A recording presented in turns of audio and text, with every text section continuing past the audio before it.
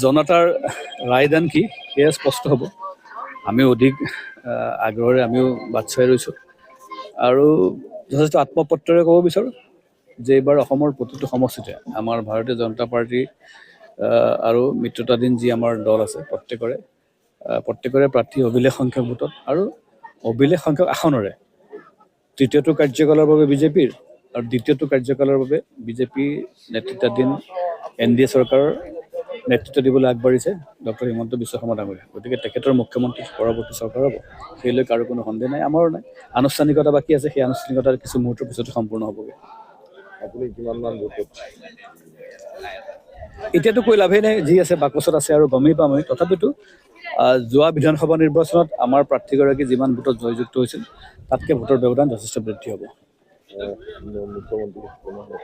তাত কোনো সন্দেহ নাই, সেইটো আৰু এইটো সূৰ্যৰ আৰু চন্দ্ৰ সূৰ্যৰ দৰে স্পষ্ট।